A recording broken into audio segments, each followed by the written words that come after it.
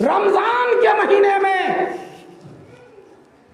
جو لوگ شراب پیتے ہیں وہ اپنے اندر غور کریں کہ آخر کس چیز نے ابھارا اسے.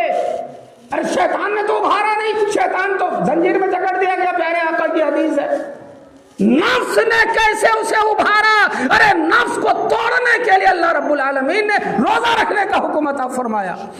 وہ روزہ بھی رکھ رہا ہے، پھر کس نے بہکا دیا؟ غور کرنے کی ضرورت ہے. رمضان جیسا مبارک مہینہ گزر رہا ہے، اب کچھ لوگ ہیں جو اس مہینے میں بھی ان کے ہاتھ تاش کے پتوں پہ چلتے ہیں. میں کوئی ویسی بات نہیں کہہ رہا ہوں، اپنی آنکھوں سے دیکھا میں نے، مجھے بڑا دکھ ہوا، افسوس ہوا.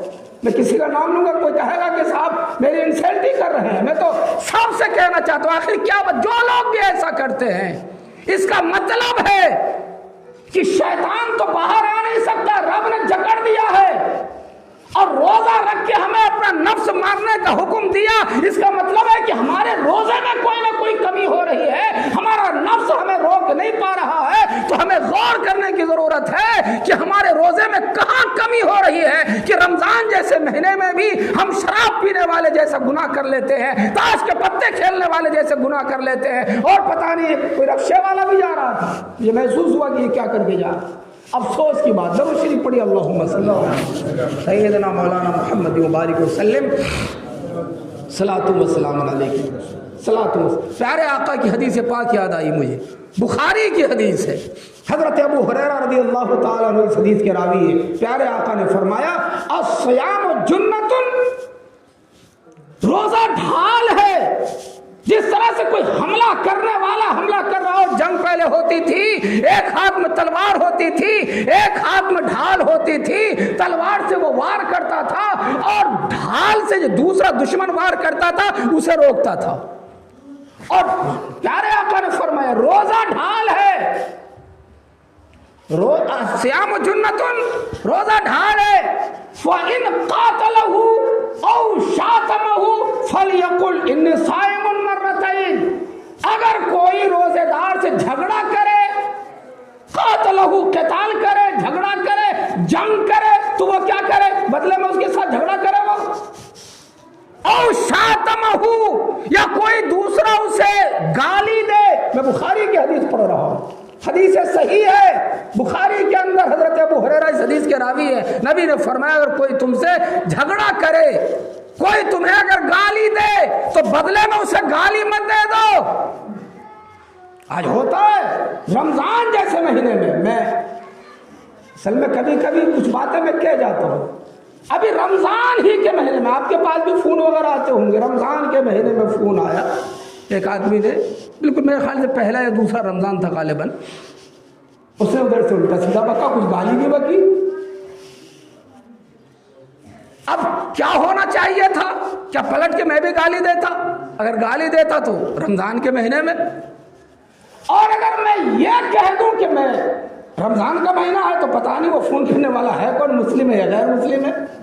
میں نے کہا اگر میں اس سے کچھ کہوں گا، اگر یہ بھی کہہ دیا نا کہ روزہ ہے تو شاید دو چار اور بک دے وہ، اس سے بہتر چپ رہنا بہتر. آج سماج میں کتنے لوگ ہیں جو دوسرے کے ظلم کو سہتے ہوئے وہ خاموشی اختیار کرتے ہیں. بچپن میں اگر باپ کا کنٹرول ہو اولاد کے اوپر کنٹرول بھی ضروری ہے. آج ہم لوگ کنٹرول نہیں کرتے ہیں، ہر بات میں بچے کی حمایت کر جاتے ہیں. ہمیں غور کرنا پڑے گا کہ ہم نے اگر اپنے بچے کی حمایت کی ہے، ہم نے صحیح حمایت کی ہے یا غلط حمایت کی ہے. ہمیں غور کرنے کی ضرورت ہے. چھوٹا بچہ، ہمارا چھوٹا بچہ اپنے بڑے بھائی کو گالی دے رہا ہے، ہم خوش ہو رہے ہیں بچہ ٹھیک کر رہا. نہیں، اگر آج اس چھوٹے بچے نے، چھوٹے بھائی نے اپنے بڑے بھائی کا احترام نہیں کیا ہے، بڑے ہونے کے بعد بھی اپنے بھائی کا احترام نہیں کرے گا. اور جو اپنے بھائی کا احترام نہیں کرے گا وہ اپنے باپ کا بھی احترام نہیں کرے گا، محلے کے بڑے لوگوں کا بھی احترام نہیں کرے گا. اسی وقت سمجھانے کی ضرورت ہے. لیکن آج ہم لوگ ہر بات میں خوش ہوتے ہیں. اگر بچہ غلط کرے بچپن سے اسے کنٹرول کرنے کی ضرورت ہے. تو جس باپ کا کنٹرول ہوتا ہے بچے کے اوپر، وہ بچہ پھر کرتا کیا ہے؟ بچہ کرتا کیا؟ اگر اس بچے کی دوسرے سے لڑائی ہو جاتی ہے وہ لڑ کے نہیں آتا ہے، پھر اسے معلوم ہے کہ اگر میں نے یہاں پہ لڑائی لڑ لی، گھر پہنچ گیا تو وہاں پہ میرے باپ کی طرف سے کٹائی اور ہونی ہے، اب وہ لڑے گا نہیں۔ اور اگر جسے یہ اعتماد ہو کہ میرا باپ تو ہمیشہ چاہے میں صحیح کروں یا غلط کروں میرا باپ میری حمایت لیتا ہے، تو وہ اپنے سے برابر والے سے آج لڑ کے آئے گا، اپنے باپ سے کہے گا، باپ کہے گا کون ہے جس نے تجھے مارا ہے؟ آج وہ اپنے برابر والے سے لڑ کے آیا ہے، کل وہ اپنے سے بڑے سے بھی لڑ کے آ جائے گا۔ بچے کے اوپر کنٹرول کرنے کی ضرورت ہے۔ میں عرض یہ کر رہا تھا، پیارے آقا نے فرمایا صیام جنتن، روزہ ڈھال ہے۔ اگر کوئی روزے کی حالت میں تمہیں گالی دے، تم سے جھگڑا کرے، تو تمہیں پلٹ کے نہ گالی دینا ہے نہ جھگڑا کرنا ہے، بلکہ یہ کہنا ہے کہ میں روزے دار ہوں، میں تمہیں جھگڑا نہیں کروں گا، تمہیں گالی نہیں دوں گا۔ تو اگر یہ باتیں ہمارے اندر نہ ہوں، ہم صرف روزہ رکھیں، صبح سے لے کے شام تک بھوکے پیاسے رہیں، اور پتہ چلا کہ ہماری آنکھوں کا روزہ نہیں ہوا ہے، ہماری آنکھیں بہک رہی ہیں۔ بہت سارے لوگ، پیارے آقا نے فرمایا اسلامیات میں ساری باتیں موجود ہیں۔ پہلی بات تو یہ ہے کہ پیارے آقا نے فرمایا چوراہے سے بیٹھنے سے بچو، چوراہے پر بیٹھنے سے بچو۔ جس راستے سے ہماری ماں بہنیں گزرتی ہیں، بہت سارے لوگ گزرتے ہیں، اس چوراہے پر تم بیٹھے، گزرنے والے کو تکلیف ہوگی۔ لیکن آج کتنے لوگ ہیں جو ان چیزوں کا خیال رکھتے ہوں۔ اچھا، نبی نے فرمایا اگر تم بیٹھو بھی، کسی وجہ سے بیٹھنا پڑ جائے، تو تم راستے کا حق ادا کرو۔ اللہ، اگر چوراہے پر بیٹھو تو بیٹھنے کا حق ادا کرو۔ یا رسول اللہ حق کیا ہے؟ تو پیارے آقا نے فرمایا حق یہ ہے کہ اگر کوئی غیر محرم گزرے تو اپنی نگاہ نیچی کر لو۔ اگر بیٹھے ہوئے چوراہے پر ماں بہنیں گزر رہی ہے، نگاہ نیچی کر لو۔ آج سماج میں کتنے لوگ ہیں جو اس فارمولے پہ عمل کرتے ہوں، پیارے آقا کے بتائے ہوئے اس حدیث پہ عمل کرتے ہوں۔ راستے چوراہے پر بیٹھو، اس کا حق ادا کرو، نگاہ نیچی کر لو۔ اگر بڑا بزرگ گزرے تو اس کا ادب و احترام کرو، اسے سلام کرو۔ درود شریف پڑھی، اللہم صلی علی سیدنا مولانا محمد و بارک وسلم صلاۃ و سلام علیہ۔ میں عرض یہ کرنا چاہتا ہوں کہ روزہ رکھنے کے بعد بھی اگر ہمارا نفس ہمیں گناہوں سے نہ روک پائے تو ہمیں غور کرنا پڑے گا کہ ہمارے روزے میں کمی کہاں ہو رہی ہے۔ کہیں ایسا تو نہیں کہ ہم بھوکے پیاسے رہ رہے ہیں مگر روزے کا ہمیں ثواب نہیں مل پا رہا ہے۔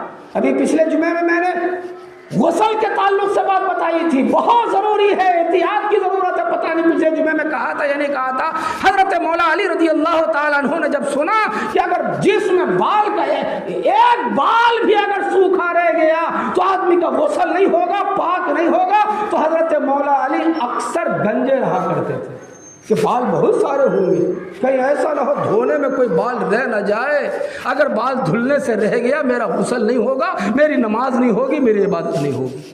آج کتنے لوگ ہیں جو خیال کرتے ہیں ہم نہا رہے ہیں، برابر میں بالٹی رکھی ہوئی ہے، ہمارے جسم سے نکلا ہوا پانی کا چھینٹا اسی بالٹی میں پڑ رہا ہے، ارے پانی تو پھر ناپاک ہو گیا، اب اس پانی سے آپ نے نہایا تو آپ کا غسل کب ہوا؟ سماج میں کتنے لوگ ہیں جو احتیاط کرتے ہیں؟ احتیاط کی ضرورت ہے۔ جس بالٹی سے آپ نہا رہے ہیں وہ بالٹی کم از کم آپ سے اتنی دوری پر ہو کہ جب آپ سر پہ پانی ڈالیں تو آپ کے بدن سے لگا ہوا چھویا ہوا پانی کا کوئی قطرہ آپ کی بالٹی میں نہ پڑنے پائے۔ غسل کرنے سے پہلے اچھی طرح سے وضو بنا لیں۔ بہت سارے لوگ کنفیوژن میں ہو جاتے ہیں کہ صاحب غسل تو کر لیا، بعد میں وضو بھی بنانا ہے، مگر اسلام نے کیا کہا؟ سبحان اللہ، اسلام نے کہا کہ جس طرح سے غسل کرنا چاہیے اس طرح سے غسل کرو۔ ارے غسل سے پہلے ہی وضو بنا لو، بڑھیا سے غرارہ کر لو، وہ ہے نا 3 فرائض میں سے غرارہ کرنا، تو جب ہم نے وضو کے لیے ہم غرارہ کریں گے، منہ میں کلی کریں گے، غرارہ تو خود ہی ہو جائے گا۔ تو وضو بنا لو، پہلے غرارہ کر لو، ناک میں پانی چڑھا لو، وضو بنا لو، چہرہ دھو لو، بال اگنے کی جگہ سے لے کے لمبائی میں تھوڑی کے نیچے تک، اور ایک کان کی لو چوڑائی میں ایک کان کی لو سے دوسرے کان کی لو تک، اس حصے میں جتنے ٹکڑے آتے ہیں ہر عضو کا، ہر ٹکڑے کا، ہر حصے کا دھونا بہت ضروری ہے، فرض ہے۔ اچھا دھونا کیا ہے یہ بھی بتاؤ۔ ہاتھ دھونا، کوہنیوں سمیت، اگر کسی کی کوہنی نہیں دھلی وضو نہیں ہوا۔ اب کسی کا سوکھا رہ گیا، اس نے سوکھا رہ گیا دھلا نہیں، اب اس نے ہاتھ میں پانی لیا، اس کو پوچھ لیا، اب اس نے سوچا کہ دھل گیا، تو پھر دھولنے میں اور پوچھنے میں کیا فرق ہے؟ یہ تو آپ نے پوچھا، دھویا کب؟ میں دھونے کا فارمولا بتا دیتا ہوں جو اسلامیات میں آیا۔ دھونے کا فارمولا یہ ہے کہ جس جگہ کو دھونے کا حکم آیا ہے وہاں سے کم 2 بوند پانی بہہ کے چلا جانا چاہیے۔ اگر پانی بہہ کے نہیں گیا، یہ وجہ کہ سر دھونے کا حکم نہیں ہے وضو میں، وہ مسح ہے، پوچھنا ہے، سر کو پوچھ لو، پہلے ہاتھوں کو دھو، تھوڑا تر نیا پانی لے کر کے اور پھر سر کو پوچھ لو۔ سر وضو میں دھونے کا حکم نہیں ہے، لیکن جن چیزوں کا دھونے کا حکم ہے، چہرے کو دھونا ہے، اب اتنے حصے میں بال اگنے کی جگہ سے، اب کوئی کہے گا کہ صاحب کسی کے بال آتے سر کے بعد میں ہے، یہ بھی سب اسلامیات میں ہے۔ عموماً جہاں سے بال اگتے ہیں یہ مانا جائے گا، عموماً جہاں سے بال اگتے ہیں وہاں سے لے کے ٹھوڑی کے نیچے تک لمبائی میں اور چوڑائی میں ایک کان کی لو سے دوسرے کان کی لو تک، اس بیچ میں جتنا حصہ آتا ہے اتنے حصے کو وضو میں دھونا فرض ہے۔ اللہ رب العالمین ہمیں اور آپ کو ان چیزوں کا خیال رکھنے کی توفیق عطا فرمائے۔ مجھے باتیں بہت ساری کرنی تھی، آج میں نے اپنی گفتگو کی جلد بازی میں صرف سن لیجیے، 2 منٹ میں اپنی بات مکمل کر دوں گا، کیونکہ ہمارے ضلع پریشد صاحب بھی آئے ہوئے ہیں، شاید 1-2 منٹ کا ٹائم وہ بھی آپ سے لیں گے اور کچھ کہیں گے۔ میں 2 منٹ میں اپنی گفتگو مکمل کر رہا ہوں، اور تقریر پوری سننے سے کوئی فائدہ نہیں، صرف فارمولا سن لیجئے اور فارمولے پہ خود عمل کر لیجئے کہ اللہ رب العالمین نے ہمیں اور آپ کو رمضان جیسا مبارک مہینہ عطا فرمایا۔ 2 صحابی مسلمان ہوئے، اگر کوئی بات یاد نہ رکھ پائے تو یہ آخر والی بات یاد رکھ لیں، 2 صحابی ایک ہی ساتھ مسلمان ہوئے۔ اس حدیث کے راوی ہیں حضرت طلحہ رضی اللہ تعالیٰ عنہ۔ 2 صحابی ایک ہی وقت میں مسلمان ہوئے، ان میں سے ایک صحابی نیکیوں میں بہت آگے تھے، نیکی بہت کثرت سے کرتے تھے، ہر کام میں نیک کام میں وہ قدم آگے بڑھاتے تھے، اور دوسرے صحابی ہوئے ہیں ساتھ مسلمان مگر دوسرے صحابی نیکی میں تھوڑے پیچھے رہتے تھے۔ ایک صحابی آگے رہتے تھے، ایک اور دوسرے والے صحابی وہ تھوڑے پیچھے رہتے تھے۔ پہلے والے صحابی انہیں ایک مرتبہ جہاد میں جانے کا موقع ملا اور جا کے وہ شہید ہو گئے، اسلام کے نام پر وہ شہید بھی ہو گئے، اور جو دوسرے والے صحابی تھے یہ شہید نہیں ہوئے، 1 سال کے بعد پھر ان کا نارمل انتقال ہوا۔ اب دونوں صحابی ہیں، ایک نیکیوں میں آگے تھے، ایک ساتھ مسلمان ہوئے تھے، وہ شہید بھی ہوئے، اور دوسرے صحابی نیکیوں میں پیچھے تھے، شہید بھی نہیں ہوئے، اور ہوا یہ کہ وہ نارمل ان کا انتقال ہوا۔ دونوں کے انتقال کے بعد خواب میں حضرت طلحہ نے انہیں دیکھا۔ کیا دیکھا؟ کہ دونوں کے دونوں جنت کے دروازے پہ کھڑے ہیں، سبحان اللہ، جنت کو دیکھا، جنت کے دروازے میں کھڑے۔ اچھا اب ہوا کیا ہوگا اپنے دل میں آپ فیصلہ کریں، پہلے جنت میں کون گیا ہوگا؟ حضرت ابو طلحہ کہتے ہیں کہ جنت سے اندر سے کوئی فرشتہ آیا اور آنے کے بعد دونوں میں سے ایک کو بلایا، دونوں میں سے ایک کو بلایا کہ آپ جنت کے اندر آ جائیے۔ اب آپ خود سوچیں کس کو بلایا ہوگا؟ 2 صحابی، دونوں میں سے پہلے والے نیکیوں میں آگے تھے، ہر نفل کام کرتے تھے، ہر نیک کام کرنے کی کوشش کرتے تھے اور شہید بھی ہوئے۔ عقل تو یہ کہہ رہی کہ پہلے انہیں ہی بلایا ہوگا، نیکیوں میں آگے تھے، شہید بھی ہوئے، پہلے انہیں بلایا ہوگا۔ حضرت ابو طلحہ کہتے ہیں کہ انہیں پہلے نہیں بلایا، وہ صحابی جو بعد میں جن کا انتقال ہوا اور نیکیوں میں پیچھے رہتے تھے، فرشتے آئے اور پہلے انہیں بلا کے جنت میں لے کے گئے، پھر دوبارہ آئے، پھر دوسرے صحابی کو بلا کے لے کے گئے، جو پہلے انتقال ہوا تھا، جو شہید ہوئے تھے، نیکیوں میں آگے تھے، انہیں بعد میں بلا کے لے کے گئے۔ حضرت ابو طلحہ نے سوچا کہ 2 کو بلا کے تو لے گئے، اب تیسری بار مجھے بلا کے لے کے جائیں گے۔ انتظار کرتے رہے، پھر فرشتے آئے اور بولے کہ ابھی آپ واپس جائیے، ابھی آپ کے جنت میں جانے کا ٹائم نہیں ہوا ہے، جنت میں جانے کے لیے پہلے مرنا پڑتا ہے۔ ان دونوں کا انتقال ہو چکا ہے، جنت میں جانے کا حکم ہو گیا، آپ جائیے۔ اچھا بہرحال آنکھ کھل گئی، صبح کو چرچا کیا کہ یہ جو 2 صحابی تھے، ایک تو نیکیوں میں بہت آگے تھے، شہید بھی ہوئے، لیکن خواب میں دیکھا وہ جنت میں بعد میں گئے، اور جو نیکیوں میں پیچھے تھے وہ جنت میں پہلے گئے۔ یہ چرچا ہوئی اور یہ چرچا آہستہ آہستہ حضور کی بارگاہ تک پہنچا۔